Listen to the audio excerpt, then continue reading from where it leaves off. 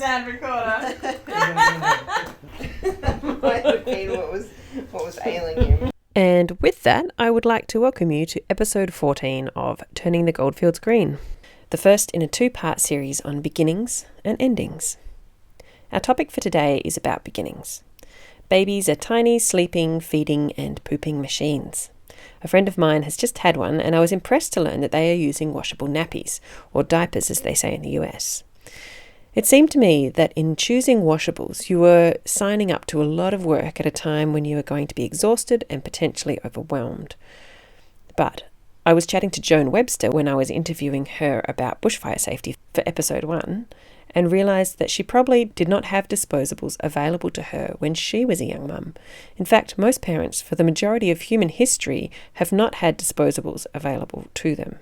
And many people in the world, even now, really don't. So on top of quizzing her about how to stay alive in a bushfire, I asked her about how she managed nappies back in the day.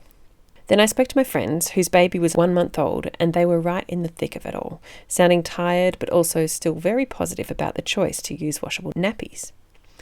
And then I remembered another friend of mine had gone a step further than that.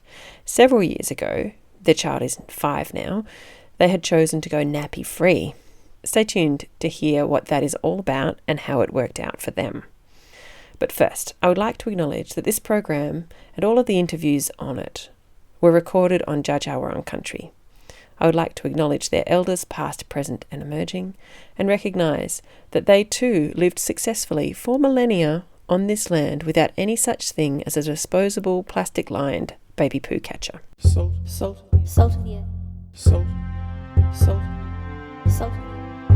Grassroots. Grassroots. Salt of the earth people. Grassroots change.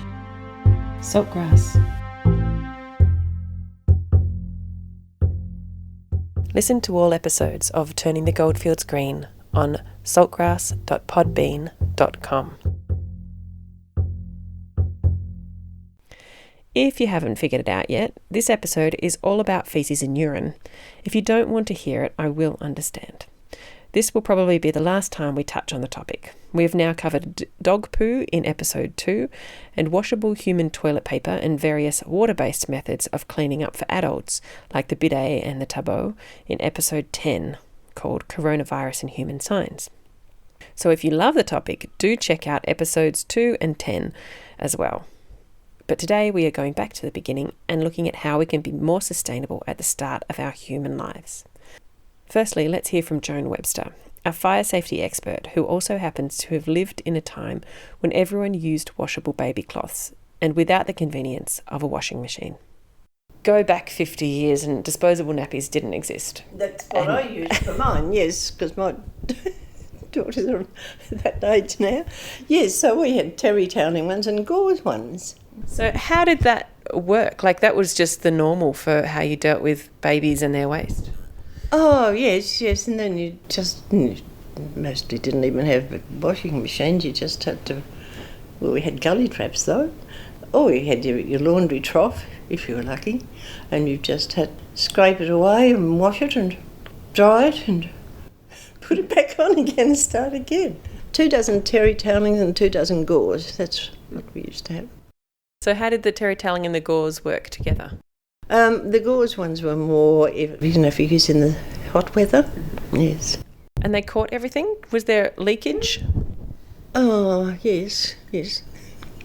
Then people started to put plastic pants over the top of that, but I wouldn't do that because you got scalding, the little skins got scalded from the excreta. So there wasn't enough breathability. How much of your week or time do you think was spent dealing with dirty nappies, washing, drying, cleaning? Did you use bleach? What else went along with it? I didn't use bleach, I just washed them, rinsed them and then washed them. At one stage I didn't have a washing machine, I had to wash everything in a bath. But even before that, you just had the copper, you just boiled them up in the copper. And then no, everything got boiled up in the copper. All your clothes, that's how you did your washing. You boiled them up, you sorted them out for you. Ones that you could put in, the ones you had to do by hand, you ones you put in the copper and lift them out with a stick and put them into the trough and rinse them in this and put them in the wringer and rinse them in the other one. It took all Monday. So washing day was a thing because it took all day. Every day had its own ritual. Monday was washing day, Tuesday was ironing day. Forget what Wednesday was. Thursday was shopping day, Friday was baking day. Well, it's why, like, the sort of gender divide between the housewife and the working man existed, because the jobs of the housewife were a full-time week. And going back before my time, let's say to my grandmother's time, all the clothes had to be made by hand. And mended, so stitching and darning and... Well, we did mending, you know, you had woolen socks and you had your little mushroom thing that you'd mend them with and learn how to darn properly. And So in your lifetime, you've seen this change between the cloth nappies being the norm and that load of work in the household domestic sphere being the norm, to all of these conveniences coming in and disposable this and throw away that. And now we're starting to turn back around to try and find ways where we can live a less disposable lifestyle. Do you see that happening? Do you see people letting go of the convenience? Some, yes. I don't get around to see a lot of people now, but yes, and I know quite a few who, yes, and I think myself, every time I go in to do the washing, I think, oh, I'm going to do the washing again. I think, don't be silly, you won't have to push a button.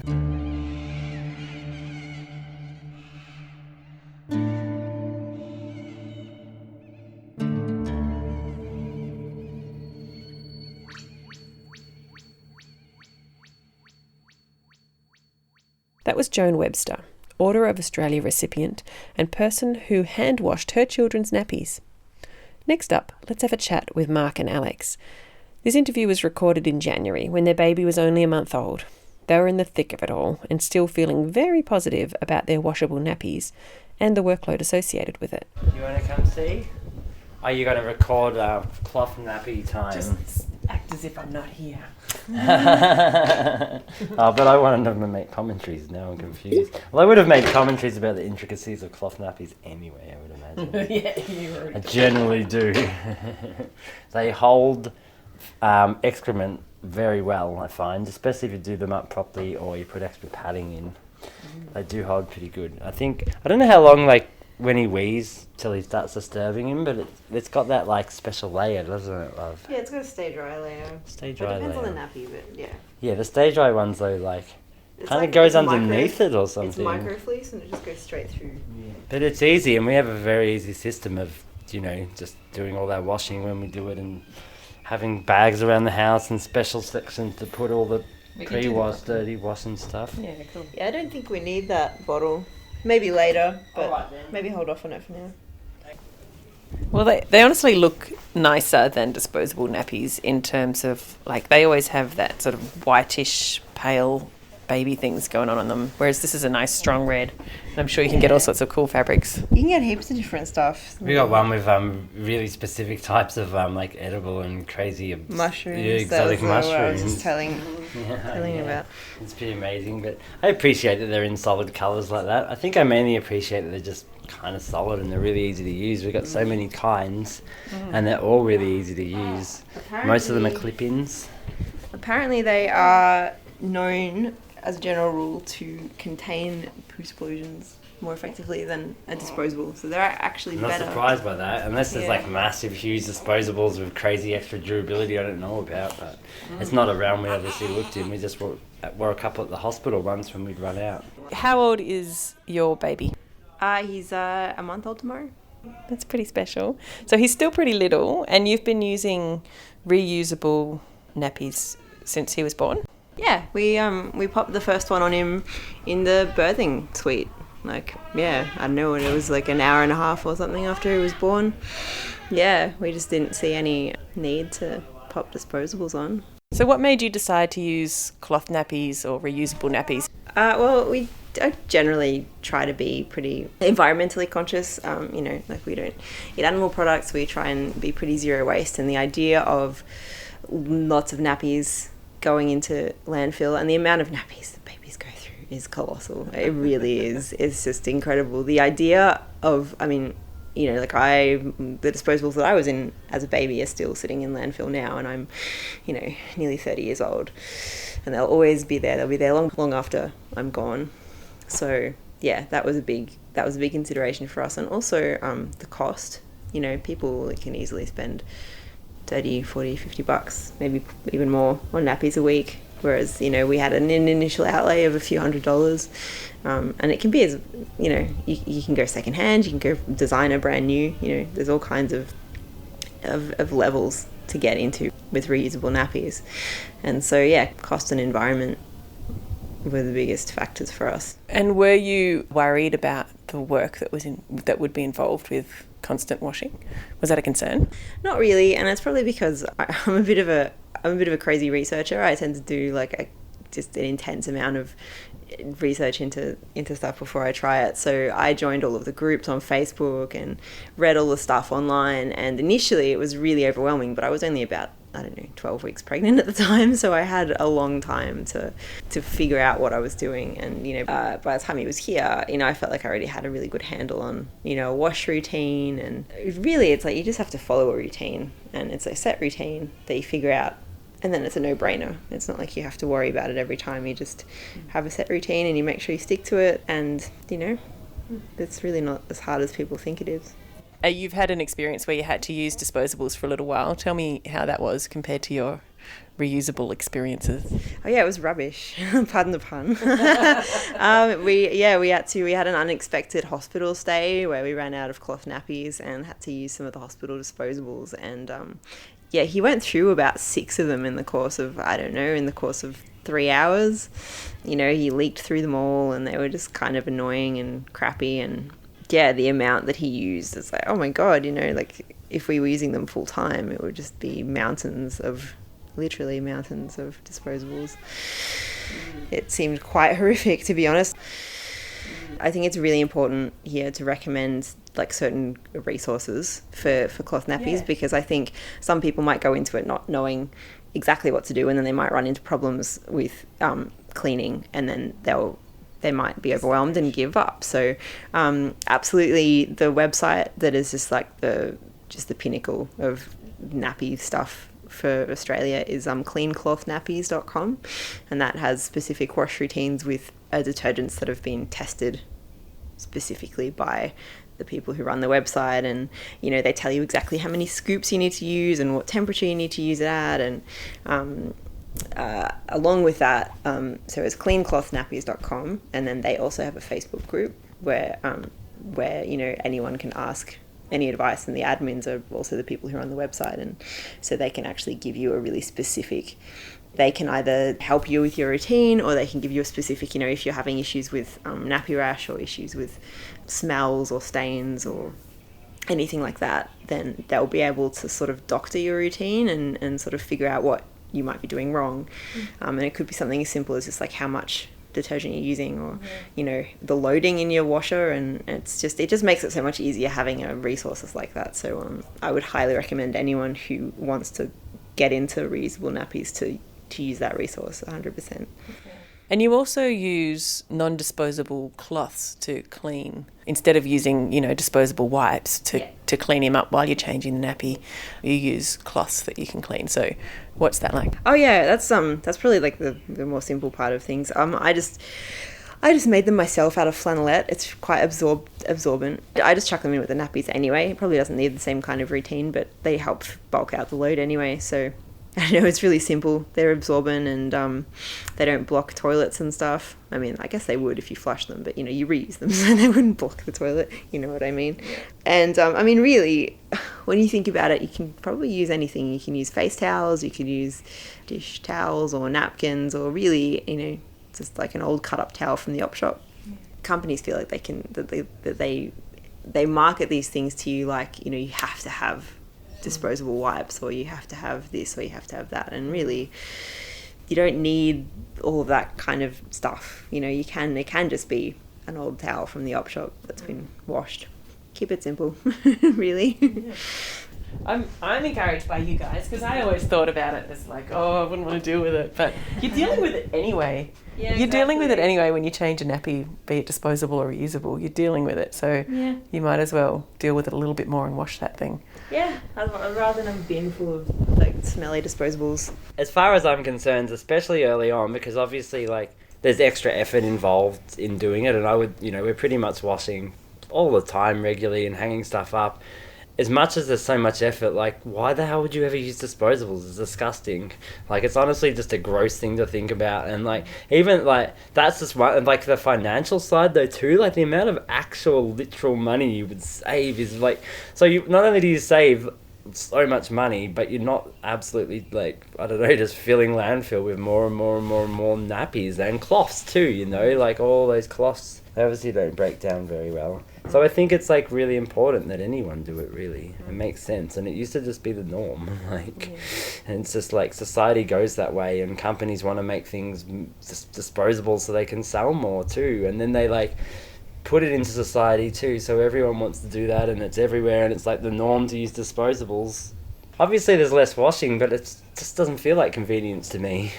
At all. Like, doing all that, still lots of rubbish too, and bins and things. And you've said before that as a dad, you like to be able to contribute by doing lots of washing and stuff. Definitely. I guess it's good to be able to help and to get things done, and if it's something, it's the thing that you're doing is these cloth nappies, and it's worth doing. Like, and you don't want to run out. Like, if you don't clean your nappies and you don't have your nappies dry, then you don't have any nappies, and then, like, that's just obviously a shit show. Like, so you just want to do it, and you want to get it done, and you find ways. Like, we've definitely spent, like, tonight we spent $12 at the laundromat drying them.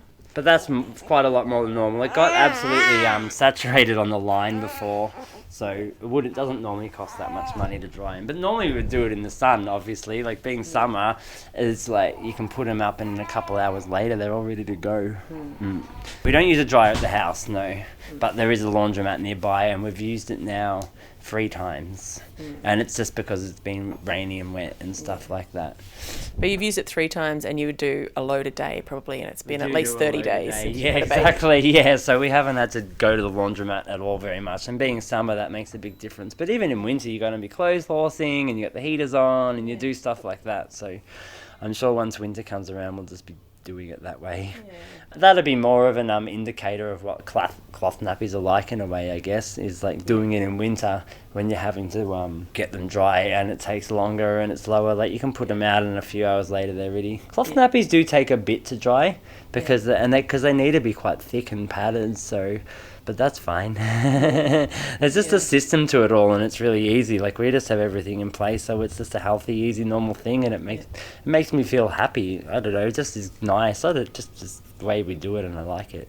There's sturdy nappies, like, it's a good quality product. You get a much better product from using a cloth nappy than the awful disposables. He doesn't really like having his nappy put on, but I personally think that he's like, they're big and thick and padded, I think it's quite comfy in them. I would imagine, like, they do need to be taut around his legs, of course, so things aren't running out. Other than that, it just like seems like a nice thick padded thing. It's like another garment, whereas like disposable nappies are plastic. They sound like plastic. They would feel like, imagine what it would feel like for the kid. Like, it must be so much comfortable being in nice cottons and stuff like that, touching your skin. Like, they're still just humans who are just as sensitive as adults. They just can't communicate it.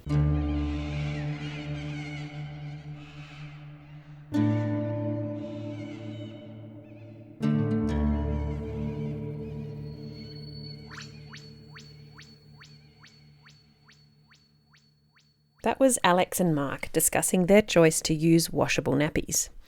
It turns out there are those who do think babies can communicate about their needs, and if you pay attention, you can work with even the newest newborns to be nappy-free.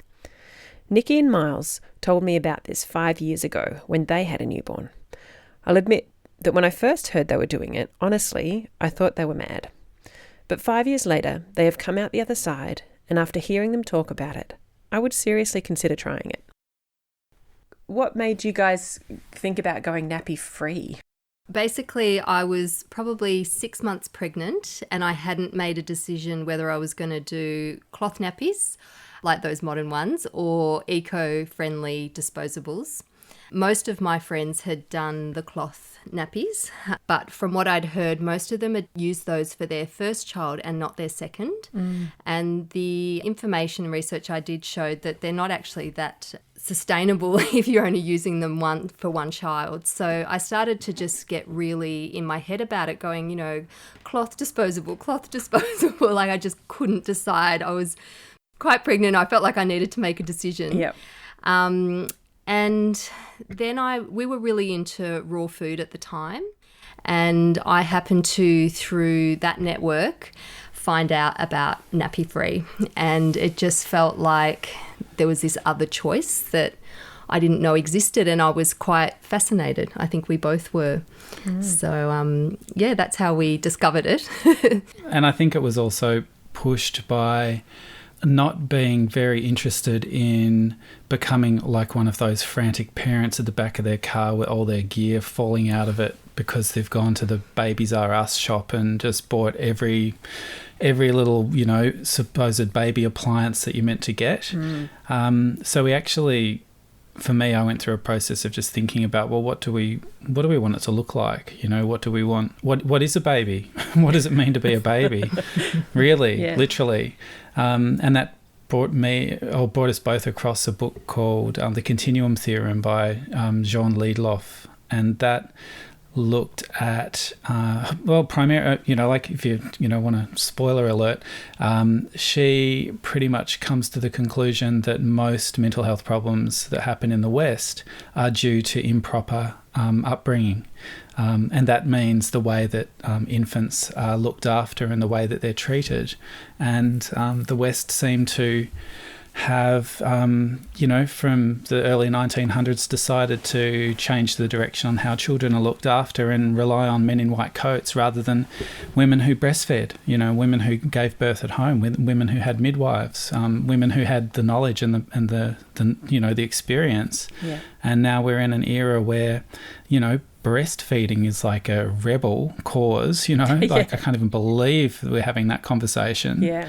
And to breastfeed in public, oh my God, how obscene. It's like, what is this world coming to? Yeah. Like, that is crazy land. Yeah. And then, pushing bottle feeding, pushing that whole agenda, and then that rolls into, well, what else have they pushed? So, yeah, kind of really, I think it pricked our ears up to go, well, are we really being told wisdom here, or is this just a bit of corporate information to get us to buy their products? Interesting. And so the conclusion obviously was to try the nappy free. How confident were you when you first started? We found another fantastic book called Diaper Free by Ingrid Bauer. That book gave us both so much confidence to give it a go. And we were really inspired. Like another name for elimination communication is natural infant hygiene. So it also started to point to the fact that this is actually a more hygienic way of dealing with the whole nappy, not nappy thing. Well, it's dealing with what is a child going to the toilet? What does it mean? And for some reason, the West have decided that pooping and keeping it close to your skin is vital for the first couple of years. When you put it that way, it seems so crazy, doesn't it? It's mental. It's mental. It's really, truly, it is truly mental. Yeah. And I think we were lucky enough to experience, our daughter did a poop in a nappy once, and we got to open it and smell it, and it was just totally mad. It smelled so intense compared to all the little poops that we'd been used to up until that point. I don't even remember that one time. I do, because I remember seeing the poop not just being at the back, it was at the front as well, and I'm like, that's not good. That's females shouldn't have that happening. That's bad. And that's what the nappy did. But it also added this, like, she wouldn't have gone unchanged for any sort of time, but even in that short period of time, it somehow made it smell so bad. And I just think of babies that have their parents leaning over them for the first 2.5 years, pulling faces of disgust, or at least trying to hold their lunch in while they do it, what's the baby going to think of that? It's going to think anything, whatever's down below there's something wrong, and how does that carry into our lives as adults? The terminology for it, that it's an accident. It's actually no accident that we go to the toilet or that an infant needs to go to the toilet. It's completely necessary. So, in elimination communication, the term we use more is we've had a miss if we miss. Yeah. And I think that's so much. It's just a lot. It's very gentle. It's a very gentle way of going about it. Yeah. The language itself is kinder. Well, but even the whole method feels very gentle. It's about tuning into your baby, and it becomes like a lot of people couldn't get their head around that when we said we tune in. But I know so many mums or, and parents in general that will know when their baby's hungry. Yeah. You just know the cry, you know the movement, you know the feeling that you get. It's like they're hungry, you just know. And it was the same. And of course, just like with feeding or sleeping, you can get it wrong sometimes. But I felt like it really just deepened our connection to our daughter, really. Oh, hugely. Like I would say that it is a monumental deepening of connection with another life form, because that really is a huge thing that sits around and underpins something like elimination communication or natural infant hygiene, is that you listen to your child. Like you actually listen to them. Whenever when they make a noise, you listen to them. It's like, what are they trying to communicate right now? Whereas the kind of, on the street normal speak is, babies just do that. Babies just make noise for no reason. They cry for no reason. They, let them just cry it out. They'll get used to it. Oh, look, they went to sleep. How good is that? You just close the door and put your headphones on. Yeah. And all of that kind of construction around how you're meant to treat a child to what is the real experience of the parent, and especially the mother who is feeling this stuff more, feels, like Nickie was saying, when the child needs to eat, or like literally feels it in your breasts. Literally. Yeah, that too. Yeah. I honestly believe that this grows our ability to be intuitive, and this grows our ability to communicate without words and without symbols or anything. It's actually another ability that we have, and there are so many reasons why it's completely the absolute best thing to do. And the emphasis that I came across over and over again is that it's about the rights of the child. And I'm not talking about rights as in let them do everything you want, but it's about the rights of a child to be heard and to be responded to. That's a really interesting point. So tell me about, I'm sure that people listening will be going, oh my God, how does it even work? Like, surely there's just mess everywhere. So what is the practicalities of it? What's the daily routine of it? So basically, when they're very little, like when we first brought Remedy home, I have to admit that my confidence dropped a little bit. Like I was like going, and it was really Miles that said, come on, let's just try this. And you're a new mum dealing with I was a new mum dealing with all the Oh firsts, my God, I can't even imagine it. And so he picked her up, and we didn't even have a potty, and he put her over a little honey pot, a little bucket, and we just watched her switch on. And she, even at just a couple of days old, she was a few days old. 4 days old. Yeah. 4 days old. And she switched on, and we both saw it. It's like she's alert, and she went. And I think we did the cue that we'd learned, like you make a noise, whatever feels right for you. Yeah, and the noises that we liked were, for we, it was... Yeah. So it's like that sound. Very subtle. And what do we go for poo? Caca. Yeah. Yeah. French. So we went French. Classy. But it has the right feel. Yeah, it does. Yeah. So we did this the first time, and I think because the response was so positive from her, we were both just laughing, really. We were so happy, and we were just like, yeah, we're going to give this a crack. So I guess, at first it was just trying, feeling it out. And then after a while, you start to learn their cues, and they give you cues like, actually, as probably by 6 months, if we weren't listening to Remedy's cue for a number 2, she would squeal. She started to get louder. And I just remember going, oh my gosh, she's really letting us know. And that's when we'd missed it. Usually we would know before that. Yeah. That's miss the cue, not miss the poo. Yeah. So there's that. Sometimes you just try, like, you know, I think it's different for everyone. Like, you can try with routine. Like, you might want to, like in the evening or in the middle of the night, I would feed and then put her on, or at other times I would, you know, try her on the potty and then feed. Yep. And you get into a routine, and I think what was so beautiful is that sometimes you would get into a rhythm more than a routine, I think, and it would feel like that rhythm would last like even 5 months, where it was just very, very predictable. Yeah. And it was just so wonderful because I could, you know, she didn't wear a nappy most of the time. I mean, it was very rare we had a nappy on her.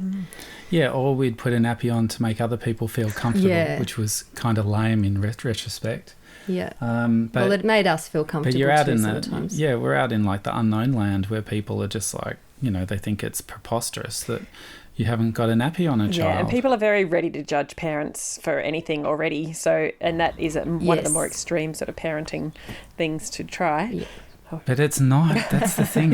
Half of the world does it. Half the world do this. That was the other thing we discovered. And it was the only way it was done up until, you know, like the coming of the guys with the white coats. Yeah, like, sure. It really was the way that everybody did it. For it to be revolutionary seems preposterous as well. Yeah. It's like, oh my God, really? Yeah, it's interesting. It's funny how far around we've come. Yeah. So when you went out to the shops or to someone's house, how did you manage it in those sort of situations? I think that's where sometimes, especially I found even quite a lot with family, if we were kind of going to get these kind of unsure looks when people were holding her, if it made them uncomfortable, I would put a nappy on her.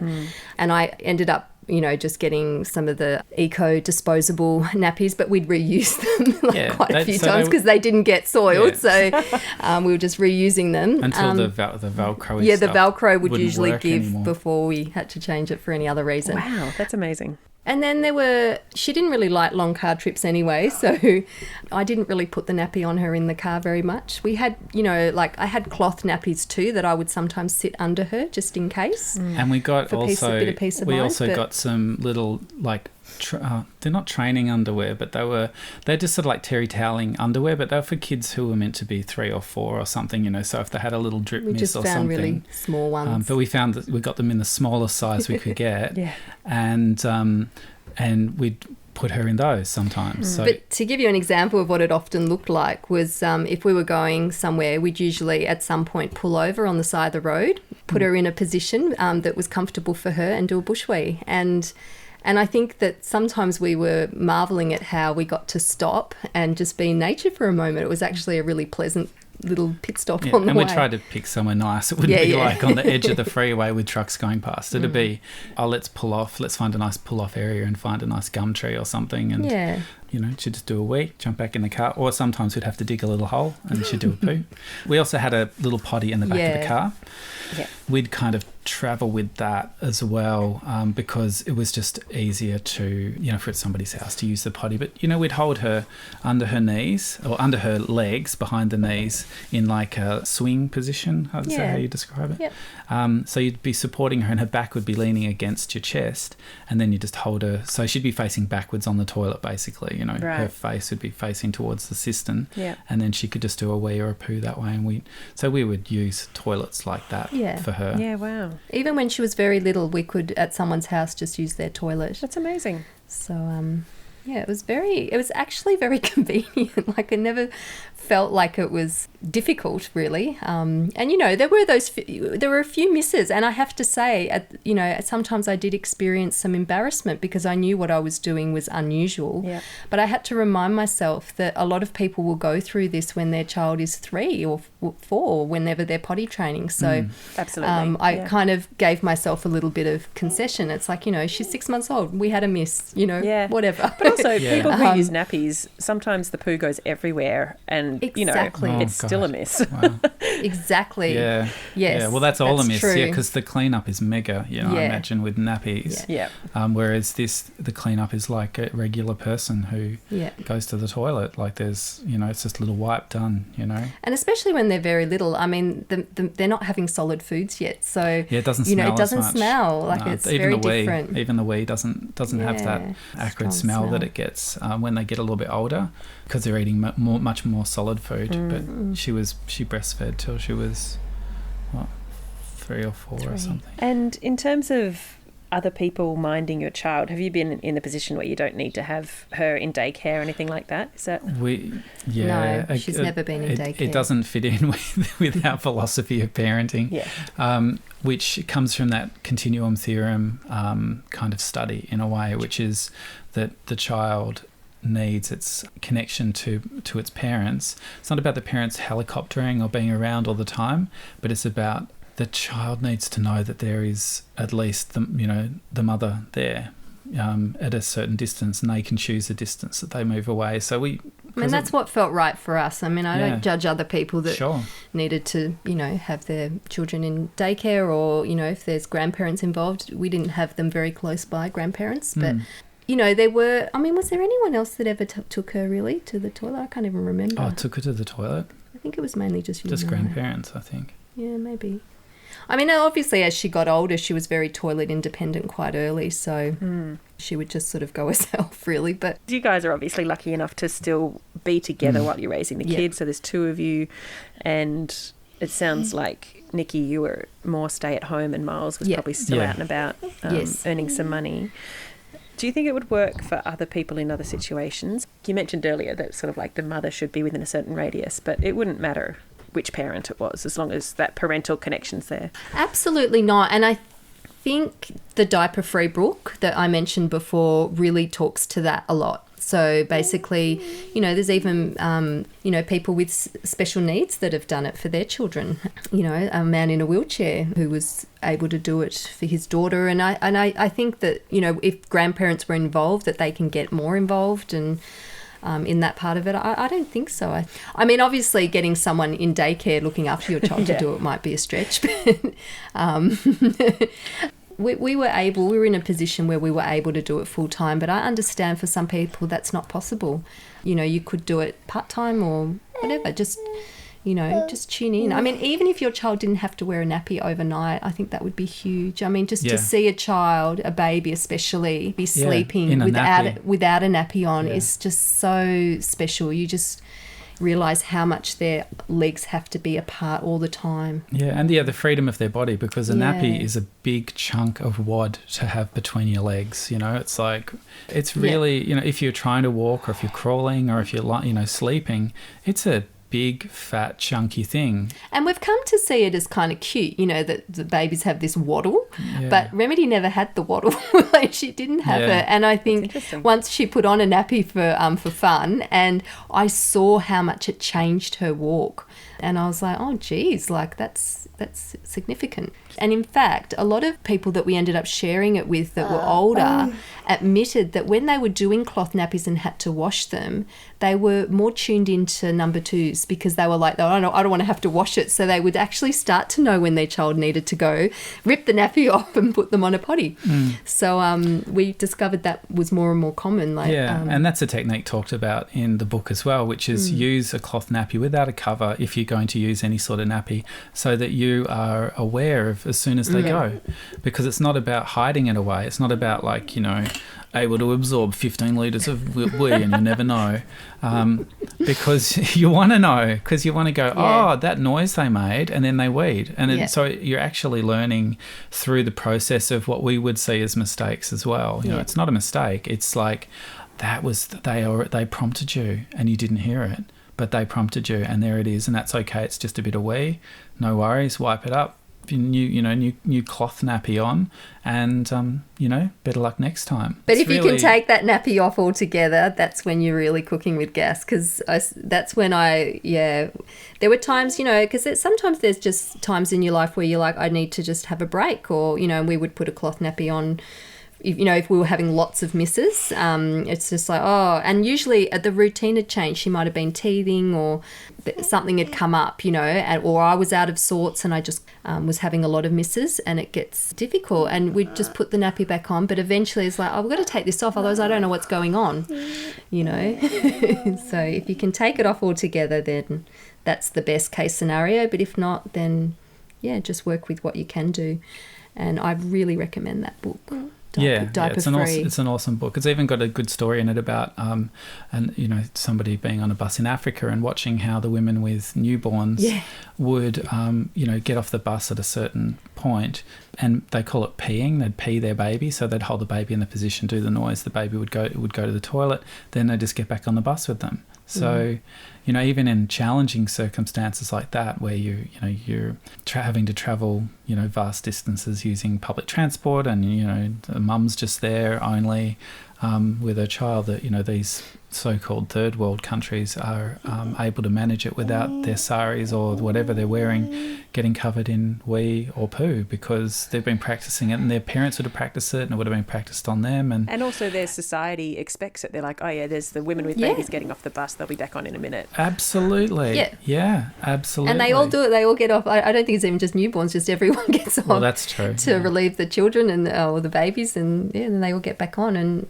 amazing. It's just think of how much waste we could reduce by not using nappies. With the whole virus thing, it was interesting how all the hygiene products went first. And I really thought of people with nappies going, oh my God, that would have been such a stress for people who were relying on nappies. But it's not just the nappies, it's the baby wipes and everything else that goes with it. Yeah, baby wipes. Baby wipes. And it's like, you can use cloth, and wash it. Yeah, we never used baby wipes. We had just a little wipe that we'd keep in a little Ziploc bag, and we just reused that.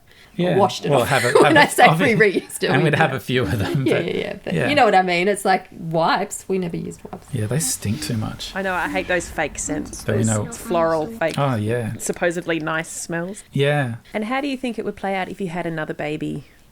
I think it would be even easier, because there wouldn't be all the doubt.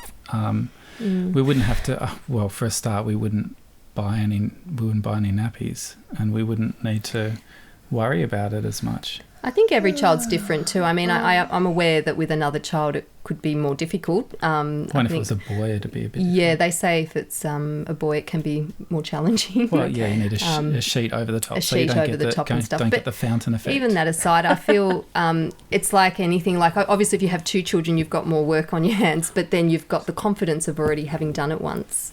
But that said, I think if someone had already has a child and wanted to give it a crack, I would encourage them, because I think it's just such a blessing, really. It's next. When you see, level. When you see, anyone who's feeling sick every time they put a disposable nappy in the rubbish bin, who's just beside themselves having to wash nappies all the time.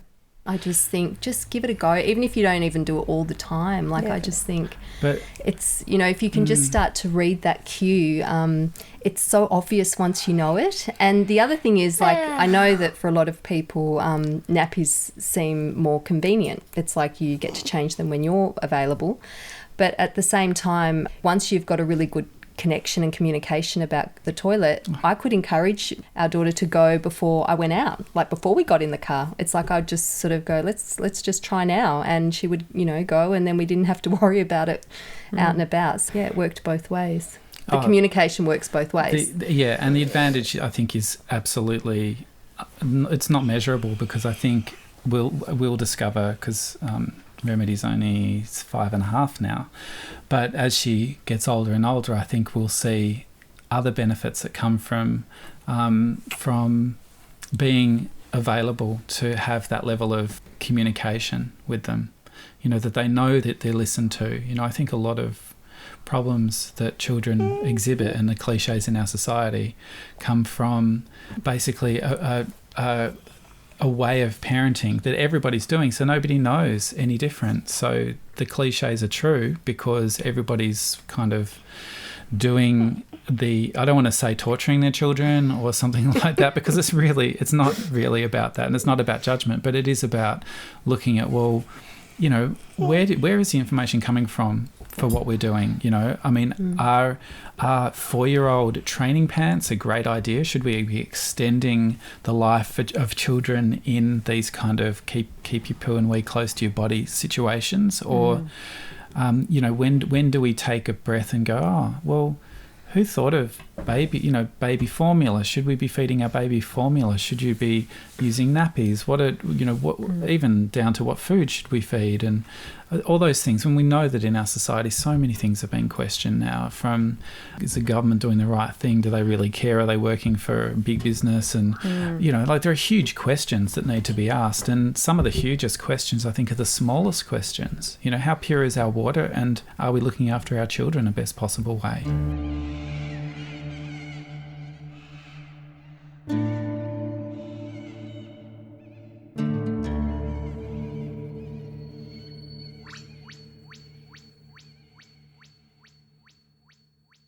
That was Nickie and Miles talking about the elimination communication method, or nappy free.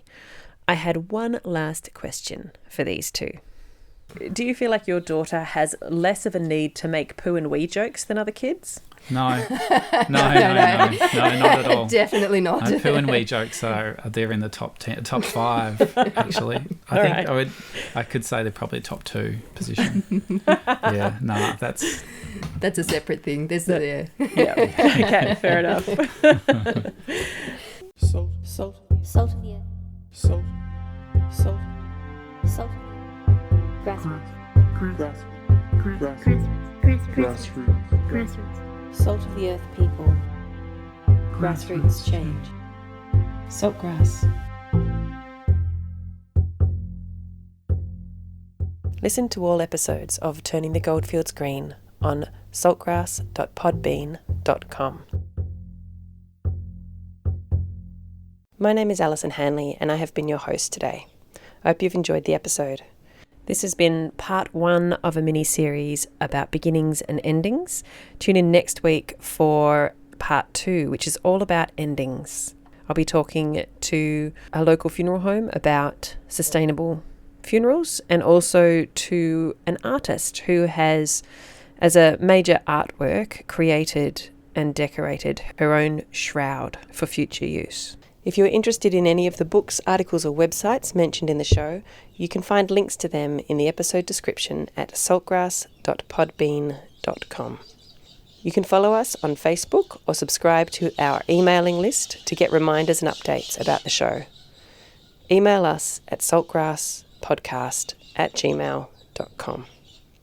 We'd love to hear from you if you have ideas for topics, know someone amazing we should talk to, have a recycling tip, a green product review, or have a song recommendation. Again, email us at saltgrasspodcast@gmail.com.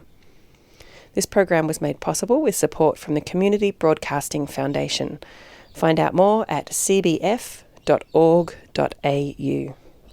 This program was produced in partnership with the Mount Alexander Sustainability Group, MASG, and Main FM. It should be noted that the statements and opinions of myself and the people I interview are not the official positions held by either Main FM or MASG. We welcome feedback and responses to the ideas expressed on the show. If you would like to respond to something discussed on the program, we'd love to hear from you. Email us at saltgrasspodcast@gmail.com.